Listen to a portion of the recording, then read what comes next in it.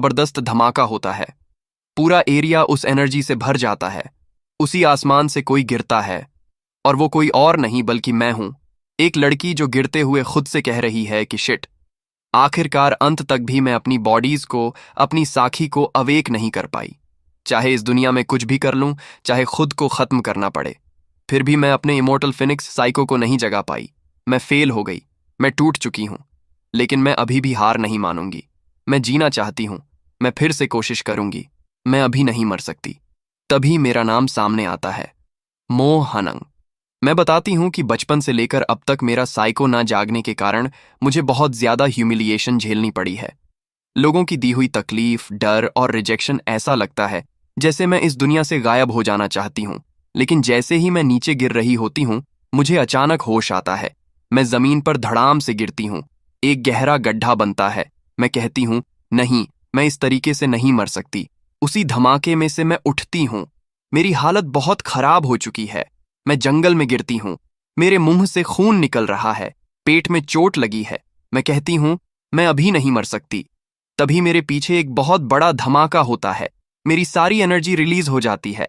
मैं खुद को अवेकन करने की कोशिश करती हूं, लेकिन मैं अभी तक अवेकन नहीं हुई हूं।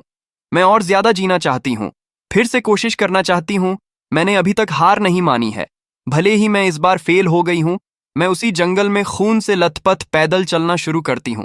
रास्ते में मुझे एक छोटा सा घर दिखता है। मैं शॉक में आ जाती हूं। मेरी आंखें फटी की फटी रह जाती हैं। मैं कहती हूं, इसका मतलब इस जगह पर कोई इंसान रहता है।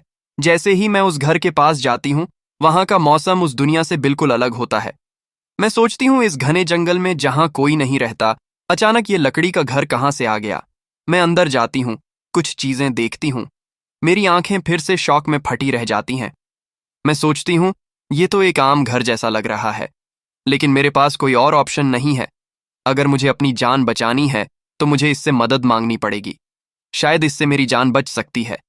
मैं उस घर के अंदर जाती हूं, और जैसे ही अंदर पहुंचती हूं, मैं किसी चीज को देखती हूं, उसे महसूस करती हूं, और मेरी आंखें फिर से शॉक में फटी रह जाती हैं। जैसे ही मैं उस घर के अंदर घुसी, मुझे एक अजीब सी फीलिंग आने लगी। मेरी बॉडी में जहां जहां चोट लगी थी, सब कुछ खुद ब खुद हील होने लगा। मेरे हाथ, पैर, पेट, सब कुछ ऑटोमेटिकली रिकवर होने लगा। मेरी एनर्जी वापस आने लगी। मैं शॉक में थी, पसीने छूट रहे थे। मैं खुद से कहने लगी, देखो तो सही। जैसे ही मैं इस जगह में आई, मेरी सारी हालत ठीक होने लगी। आखिर ये जगह है क्या? इस कोर्टयार्ड में जितने भी एनिमल्स हैं, उनमें सिर्फ कूलनेस नहीं बल्कि डिवाइन प्रेजेंस है। हर प्लांट, हर ट्री, हर लीफ से भगवान जैसी वाइब आ रही है। खासकर उस नाम से जो सामने लिखा है, चेन जनरल स्टोर। नाम तो शॉप जैसा है, लेकिन ये घर है, और इन शब्दों से मुझे प्योर गॉडली फीलिंग आ रही है। ऐसा लग रहा है जैसे मैं किसी ऐसी जगह पर आ गई हूं जहां इस वर्ल्ड का सबसे पावरफुल मास्टर रहता है, जो यहां सिक्लूडेड लाइफ जी रहा है। मैं सोचने लगी, अगर ये सच में उस मास्टर की जगह है, तो शायद वो मुझे कोई ऐसी रेमेडी दे दे जिससे मेरी पावर्स वापस आ जाएं, मैं ठीक हो जाऊं। तभी पीछे से एक आवाज आती है, तुम्हारा बहुत बहुत स्वागत है मेरे घर में। मैं पीछे मुड़ती हूं, शॉक में आ जाती हूं। एक बंदा घर से बाहर आता है। उसकी प्रेजेंस इमोर्टल टाइप की है। उसके आसपास की चिड़ियां और पक्षी भी हेवनली एनर्जी से भरे हुए हैं। मैं उसे देखती हूं। मेरी आंखें फटी की फटी रह जाती हैं। मैं कहती हूं, देखो तो सही, ये कितना ज्यादा जवान लग रहा है। मैंने तो सोचा था कोई ओल्ड मास्टर होगा, लेकिन ये तो एकदम हैंडसम गाय है। तभी हमें हमारे हीरो को प्रॉपर दिखाया जाता है। वो आता है, एक कप में चाय देता है, कहता है, ये जिंजर टी मैंने तुम्हारे लिए बनाई है, इसे पी लो, थोड़ा आराम मिलेगा। मैं उस चाय को देखती हूं। मेरी आंखें फिर से शॉक में फटी रह जाती हैं, क्योंकि उस चाय में से ड्रैगन निकल रहा होता है। हीरो कहता है, चाय अभी भी गर्म है, ये तुम्हारी बॉडी को थोड़ा वार्म कर देगी। और वो सारे ड्रैगन्स उस लड़की को देख रहे होते हैं। लड़की उन्हें देख रही होती है। वो सरप्राइज हो जाती है, पसीने पसीने हो जाती है। कहती है, मास्टर, क्या मैं सच में इसे पी सकती हूं? और तभी हीरो उससे पूछता है, आखिर तुम्हारे साथ परेशानी क्या है? क्या तुम्हें अदरक वाली चाय पसंद नहीं है? ये सुनते ही लड़की थोड़ी नर्वस हो जाती है और पूछती है, क्या मैं सच में इसे पी सकती हूं? हीरो को समझ नहीं आता कि ये लड़की इतनी हेजिटेंट क्यों है। वो सोचता है, आखिर इसे हुआ क्या है? फिर कहता है, हाँ ऑफ कोर्स, तुम ये चाय पी सकती हो, मेरे पास बहुत पड़ी है। और फिर उसे देखकर सोचता है, ये लड़की कितनी ज्यादा प्रिटी है और कितनी ज्यादा ऑसम है, लेकिन लगता है इसके पास थोड़ा कम दिमाग है। इतनी एक्साइटेड हो गई बस एक एलॉय जिंजर टी देखकर। लेकिन तभी हमें लड़की की पर्सपेक्टिव से दिखाया जाता है, उसके लिए ये चाय किसी अमृत से कम नहीं है। वो देखती है उस चाय से एनर्जी निकल रही है, वो कप उठाती है और पीना शुरू करती है। सोचती है इस जगह का नाम चेन जनरल स्टोर है। नाम सुनकर लगता है कि यहां से कोई ऑर्डिनरी बंदा बाहर आएगा, लेकिन सच्चाई कुछ और है। जो मास्टर मेरे सामने खड़े हैं वो अपनी आइडेंटिटी छुपा रहे हैं और दिखा रहे हैं कि वो बस एक नॉर्मल इंसान हैं, एक ऑर्डिनरी मॉडल हैं, और इस शॉप को यूज कर रहे हैं ताकि खुद को हाइड कर सकें। मैं सोचती हूँ मुझे इनके नाटक में शामिल हो जाना चाहिए और ज्यादा क्यूरियस नहीं होना चाहिए, क्योंकि अगर मैंने ज्यादा पूछा तो शायद ये मास्टर नाराज हो जाएं। इसलिए मैं चुप रहूंगी और चाय पीती रहूंगी। जैसे ही वो चाय पीती है उसकी बॉडी में एनर्जी भरने लगती है। वो आंखें बंद करके उस एनर्जी को महसूस करती है, और जैसे जैसे एनर्जी अंदर जाती है वो बोल पड़ती है। ये एनर्जी, ये फीलिंग, और वो लेवल अप होती जाती है। एक नहीं, दो नहीं, कई बार लेवल अप होती है। लेकिन हीरो को समझ नहीं आता कि ये लड़की कर क्या रही है। उसे तो एनर्जी की शेप भी नहीं पता। लड़की सोचती है, इस अलॉय जिंजर टी को पीने के बाद मेरी कुआई और डैंटियन की एनर्जी पूरी तरह से फुल हो गई है। अगर मैं इसे धीरे धीरे पीती रहूं तो मेरी कल्टीवेशन लेवल भी बढ़ जाएगी। अब मुझे समझ में आ गया है, इस सीनियर को पता था कि मैं अपनी इमॉर्टल फीनिक्स साखी को अवेकन नहीं कर पा रही थी, इसलिए उन्होंने चुपके से मेरी मदद करने की कोशिश की है। इन्होंने तो वाकई में मेरी मदद कर दी है। मैं बहुत ज्यादा खुश हूं। खुद को लेवल अप करने के बाद मैं हीरो की तरफ देखती हूं और कहती हूं, आपका बहुत बहुत शुक्रिया बॉस। हीरो मेरे चेहरे को देखता है और सोचता है, इसे देखकर लग रहा है जैसे ये लड़की अब नॉर्मल हो चुकी है। पहले जैसी इसकी आउटफिट देखकर लग रहा है कि ये एक कल्टीवेटर है। लेकिन मुझे इससे क्या, इस दुनिया के लोग कल्टीवेटर्स हैं। और वो उस लड़की से कहता है, तुम काफी ज्यादा पोलाइट हो लेडी। फिर मन में सोचता है, इस दुनिया के कल्टीवेटर्स मुझसे काफी ज्यादा पावरफुल हैं। मुझे इससे क्या, मैं तो एक ट्रांसमाइग्रेटर हूं जो दूसरी दुनिया से आया हुआ है। मैं इसका कुछ नहीं कर सकता, ये मुझसे बहुत ज्यादा पावरफुल है। फिर हीरो इस दुनिया के बारे में बताता है और कहता है, इस दुनिया में जो सबसे ज्यादा पावरफुल होता है उसी के पास सबसे ज्यादा पावर होती है, और वही सबसे ऊपर होता है। इस दुनिया के लोग इतने ज्यादा पावरफुल हैं कि आसमानों की ऊंचाइयों तक उड़ सकते हैं और किसी भी टाइगर को एक पंच में चीर सकते हैं। कल्टीवेटर्स पहाड़ों को भी चूर चूर कर सकते हैं सिर्फ एक अटैक से। लेकिन मैं जनचन एक ट्रांसमिग्रेटर हूं जो अर्थ से आया हुआ है। 3 साल पहले की हैं सिर्फ एक अटैक से। लेकिन मैं जनचन एक ट्रांसमिग्रेटर हूं जो अर्थ से आया हुआ है। 3 साल पहले की बात है जब मैं अचानक एक अनजान इमॉर्टल वर्ल्ड में आ गया था। जब मैं पहली बार इस दुनिया में आया था तो बहुत ज्यादा एक्साइटेड था। मुझे लगा मेरी स्टोरी भी उन हीरोज जैसी बन सकती है जो दूसरी दुनिया में आकर पावरफुल बन जाते हैं, जिन कहानियों को मैंने बचपन में पढ़ा था उन्हीं की तरह। लेकिन जल्दी ही मुझे रियलिटी का पता चला, और वो इतनी हार्ड तरीके से हिट हुई कि मैं बता नहीं सकता। जब मेरी कल्टीवेशन का टेस्ट हुआ तो पता चला कि मैं कल्टीवेट करने के लिए पूरी तरह यूजलेस हूं। मेरे पास कोई टैलेंट नहीं है। इसका मतलब मेरी किस्मत में लिखा है कि मैं एक नॉर्मल इंसान बनकर जीने वाला हूं।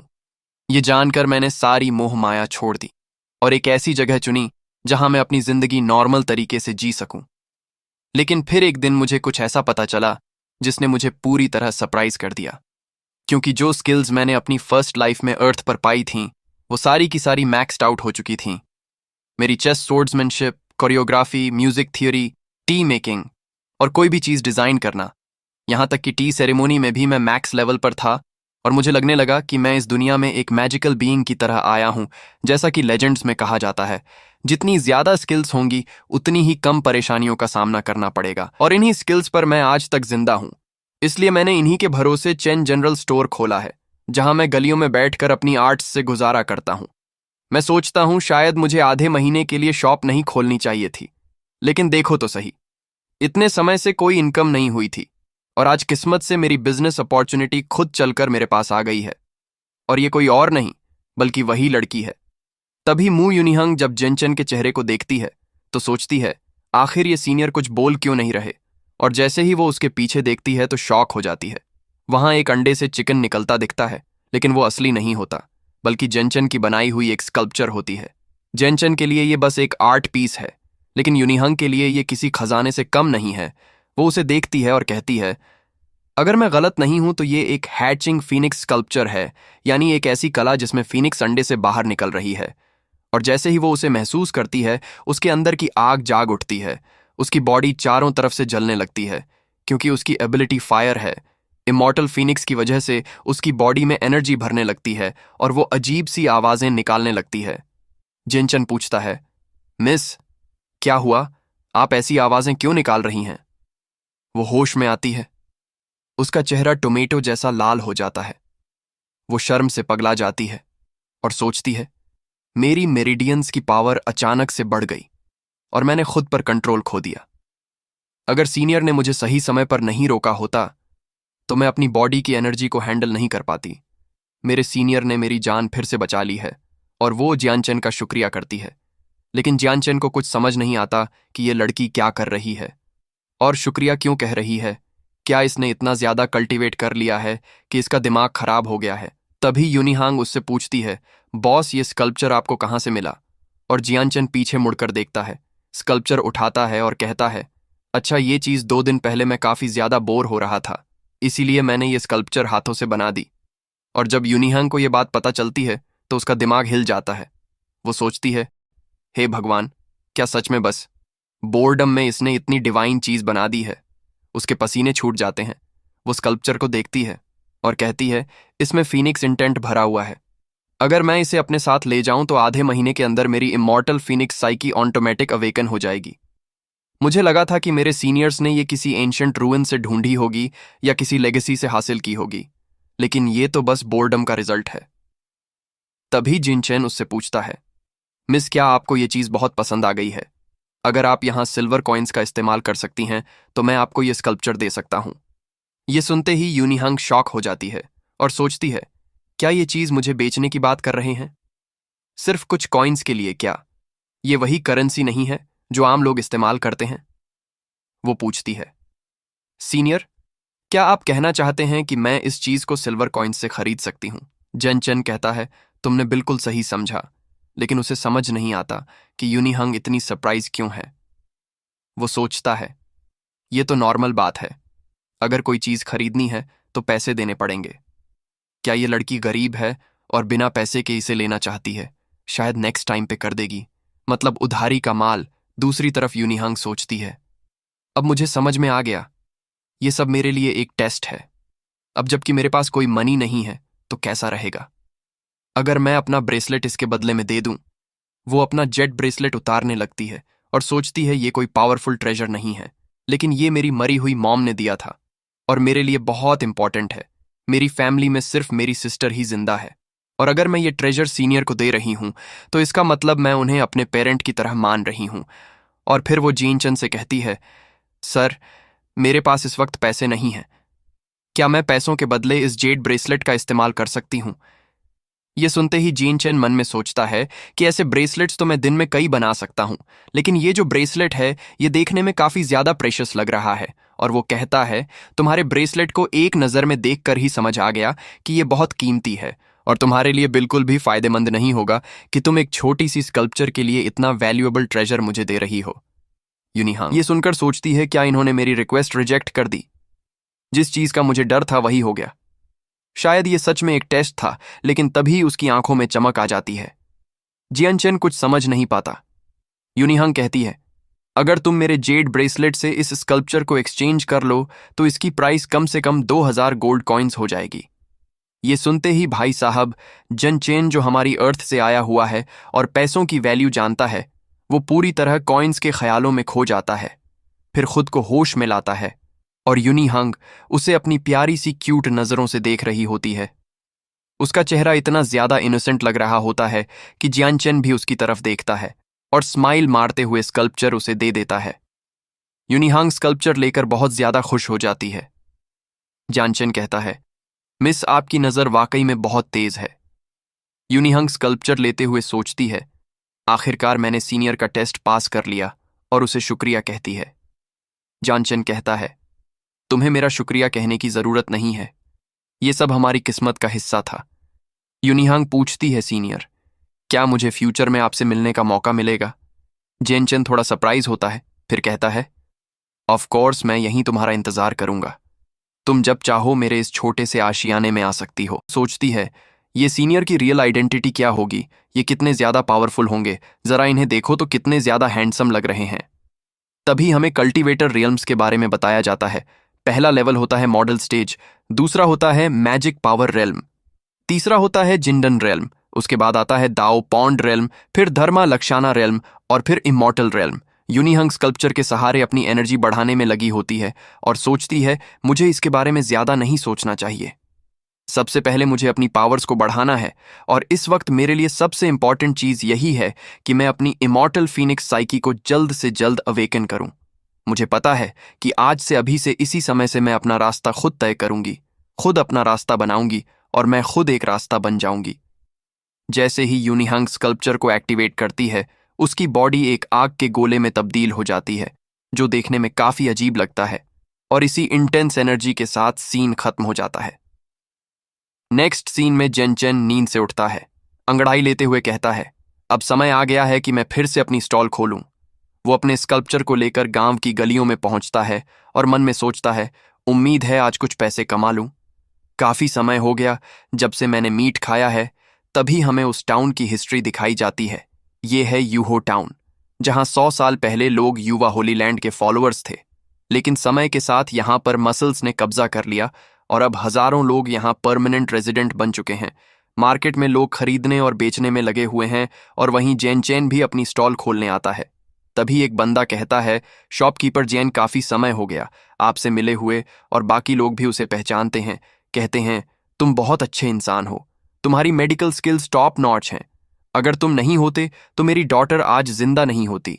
फिर एक बंदा उसे लंच के लिए इनवाइट करता है और सब लोग उसकी तारीफ करने लगते हैं। जेनचन बताता है कि सिर्फ ली और उसकी डॉटर नहीं, बल्कि इस गली के सारे लोग ट्रीटमेंट के लिए उसी के पास आते हैं जब भी बीमार पड़ते हैं, और खाली समय में वो गरीबों की मदद भी करता है। यूहो टाउन के सारे मॉडल्स के बीच वो काफी मशहूर है। दूसरी तरफ हमें दिखाया जाता है एक लड़के को जिसका नाम है जीजुआन, जो मार्केट में घूम रहा होता है। उसका सर्वेंट उससे कहता है, मैजेस्टी का बर्थडे आने वाला है। जीजुआन कहता है, मुझे पता है, और मुझे अपने फादर के बर्थडे पर ऐसा तोहफा देना है जिससे मैं अपने बड़े भाई से पीछे ना रहूं। मुझे कुछ ऐसी चीज चाहिए जिससे मैं आगे निकल सकूं। लेकिन मैंने तुमसे कितनी बार कहा है, मुझे बाहर जाकर योर हाइनेस मत बुलाया करो, मुझे यंग मास्टर कहा करो, समझे? तुम सर्वेंट कहता है, हाँ समझ गया योर हाइनेस। और वहीं दोनों इस बात पर लड़ना शुरू कर देते हैं और हमें बताया जाता है कि जीजुआन अपने फादर के बर्थडे को लेकर बहुत ज्यादा परेशान है और पूरी तरह डिस्ट्रैक्टेड है। जीजुआन के बाकी ब्रदर्स सिर्फ टैलेंटेड नहीं हैं, बल्कि उनके पीछे उनकी मदर का भी हाथ है, जिसकी वजह से उनके पास कल्टीवेशन के लिए भरपूर रिसोर्सेज हैं। लेकिन जीजुआन खुद को उनसे किसी भी तरह कम नहीं मानता और वो बिल्कुल नहीं चाहता कि पूरी जिंदगी अपने ब्रदर्स के नीचे गुजार दे। इसलिए उसने डिसाइड किया है कि वो अपने फादर के लिए एक ऐसा तोहफा लेकर आएगा जो सबको चौंका दे। और इसी तोहफे को ढूंढने के लिए वो मार्केट में आया है, लेकिन उसे समझ नहीं आ रहा कि क्या लेना है। तभी अचानक उसकी नजर एक ऐसी चीज पर पड़ती है जिससे एनर्जी की वेव उसकी तरफ भड़कती है। वो कहता है, क्या ये सोर्ड इंटेंट है? मेरी लाइफ में आज तक इतनी पावरफुल सोर्ड इंटेंट कभी महसूस नहीं हुई। तभी एक एनर्जी उसकी सोल से टकरा जाती है। वो सोचता है, ये कैसे पॉसिबल है, ये सब क्या चल रहा है, और वहीं खड़ा रह जाता है। उसका सर्वेंट पूछता है, यंग मास्टर क्या हुआ, आप ठीक है? जीजुआन सोचता है, क्या मेरे पास कोई पावरफुल या पियरलेस सोर्ड्समैन मौजूद है? तभी वो सामने देखता है और उसे जियनचेन दिखाई देता है। वो कहता है, ये तो बाहर से एक आम बंदा लग रहा है, इसके आसपास कोई औरा भी नहीं है, तो ये वो नहीं हो सकता जो मैं सोच रहा हूं। लेकिन इसके पीछे जो राइटिंग है, उसे पढ़ते ही कई सारी सोर्ड्स प्रकट होती हैं और उनमें से एनर्जी निकलती है। जीजुआन के पसीने छूट जाते हैं। वो कहता है, ये राइटिंग ही है जिससे सोर्ड इंटेंट आ रही है। मैं इस बात को लेकर पूरी तरह श्योर हूं, और उस पेंटिंग को घूरना शुरू कर देता है। जियानचेन उसे नोटिस करता है और सोचता है, आखिरकार मेरा बिजनेस आ गया, अब कुछ पैसे कमा सकता हूं। वो जीजुआन को देखकर सोचता है, ये बंदा मुझे ऐसे क्यों घूर रहा है? दूसरी तरफ जीजुआन का सर्वेंट उसकी कॉलर पकड़कर उसे पीछे खींचता है। जीजुआन भड़क जाता है और कहता है, तुम क्या कर रहे हो?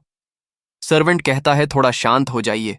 जो बंदा आपके सामने बैठा है वो शायद कोई फियरलेस पावर हाउस हो सकता है, मतलब एक पावरफुल इमॉर्टल या मास्टर। ये सुनकर जीजुआन सोचता है, मैंने इसके बारे में कभी ध्यान नहीं दिया। शायद ये वही है जैसा लेजेंड्स में कहा जाता है, जो लोग पावरफुल बनने के बाद सिंप्लिसिटी में कन्वर्ट हो जाते हैं और एक आम जिंदगी जीने की प्रैक्टिस करते हैं, और शायद ये मास्टर भी उसी तरह एक आम जिंदगी का मजा ले रहे हैं। जीजुआन अपने सर्वेंट की तारीफ करते हुए उसे हल्का सा पिंच करता है और कहता है, तुम्हें यहां लाकर मैंने वाकई में अच्छा काम किया है।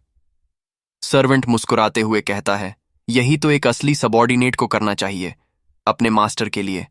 तभी जीजुआन जेनचेन की तरफ देखता है और कहता है, बॉस। जेनचेन हल्की सी मुस्कान के साथ कहता है, तुम्हारा बहुत बहुत स्वागत है हमारी दुकान पर, और मन में सोचता है, आखिरकार एक अमीर बंदा आ ही गया है। चाहे कुछ भी हो जाए, मुझे इसे अच्छे से ट्रीट करना है ताकि मैं खूब सारे पैसे बना सकूं। और कहता है, तुम्हें जो भी सामान चाहिए आप देख सकते हो। जीजुआन घबराते हुए सोचता है, अगर तुम इतने ज्यादा प्रेशियस और इम्पॉर्टेंट ट्रेजर को दुकान पर ऐसे ही रखोगे तो इस दुनिया के लोग इन्हें चुराने के लिए पीछे पड़ जाएंगे। फिर जीजुआन उस राइटिंग के बारे में पूछता है और कहता है, आखिरकार तुम्हें ये चीज कैसे मिली? जिनचन कहता है, ये राइटिंग तो मैंने खुद लिखी है।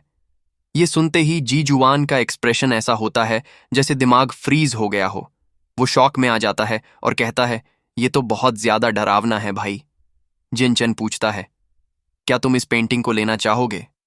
जीजुआन कहता है, हाँ बिल्कुल, और जानचन पेंटिंग उसके हवाले कर देता है। जैसे ही जीजुआन पेंटिंग खोलता है, उसकी आंखें फटी की फटी रह जाती हैं, पसीना पसीना हो जाता है, और जब वो सामने देखता है तो उसकी बॉडी और भी ज्यादा कांपने लगती है, क्योंकि जैनचन उसे घूर रहा होता है और कहता है, पैसा तुम्हें पैसा देना होगा, फ्री में यहां कुछ नहीं मिलेगा। अगर तुमने कोई चीज खरीदी है तो उसके बदले में पैसे देने पड़ेंगे। ये एक फेयर ट्रेड है। जीजुआन शॉक में कहता है, बॉस, मैं तो पैसे बिल्कुल भी नहीं लेकर आया हूं, मैं सच में बोल रहा हूं, मेरे पास कोई भी पैसा नहीं है। उसका सर्वेंट भी ये सुनकर सरप्राइज हो जाता है, और जब जियानचेन को यह बात समझ में आती है तो वो जीजुआन को अपनी बुरी नजरों से घूरना शुरू कर देता है। सिचुएशन पूरी ऑकवर्ड हो जाती है। जानचेन जीजुआन की तरफ देखता है और सोचता है, जरा इसे देखो तो, कितनी ज्यादा बेल्ट ड्रेस पहने हुए है, कितने अच्छे कपड़े हैं, लेकिन खुद के पास एक भी पैसा नहीं है। ये बंदा बिल्कुल मैडम मू यूनिहांग की तरह है। ये सब बस पासर हैं जो गुजरने में लगे हुए हैं। और जीजुआन वहीं पर रोना शुरू कर देता है। आंसू बह रहे होते हैं भाई, देखो तो कितने आंसू निकल रहे हैं।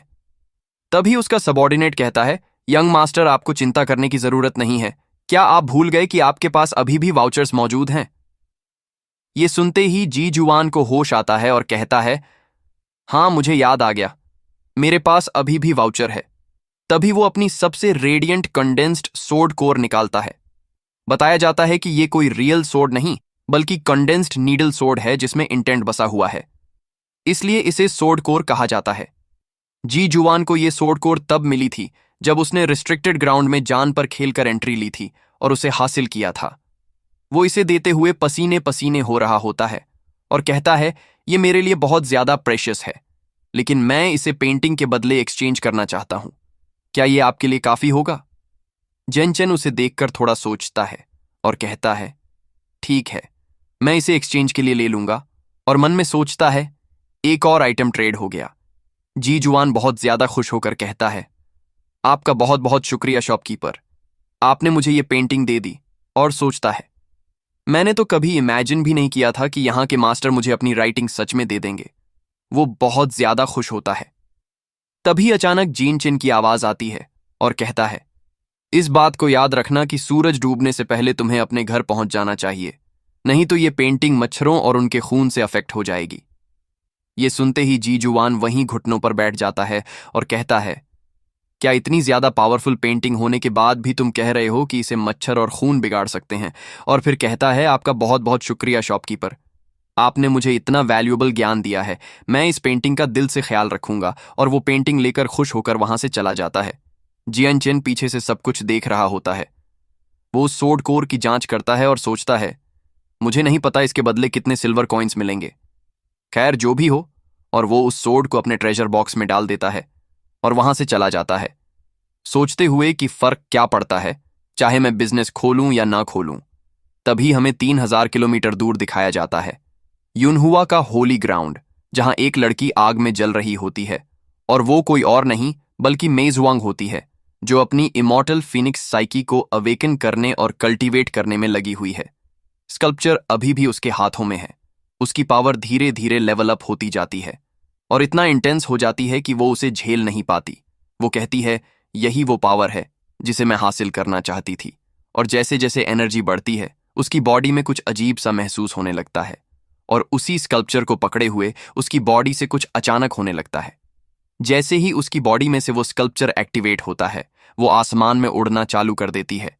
उसके सिर के ऊपर एक फिनिक्स की आकृति बन जाती है, उसकी छाती पर एक चमकता हुआ निशान उभर आता है, और उसके छोटे छोटे एनर्जी कोर फूल कर बड़े हो जाते हैं। इतनी ज्यादा एनर्जी भर जाती है कि उसकी बॉडी पूरी तरह से ग्लोइंग हो जाती है। वो आंखें बंद करके उस एनर्जी को अब्जॉर्ब करती है और कहती है, आखिरकार मैंने अपनी इमॉर्टल फीनिक्स साइकी को जगा ही लिया। उसकी आंखों से आंसू बहने लगते हैं, क्योंकि बचपन से लेकर आज तक वो इस साइकी को अवेकन नहीं कर पाई थी और उसे बार बार ह्यूमिलिएशन का सामना करना पड़ा था। लेकिन अब वो कहती है, अब समय आ चुका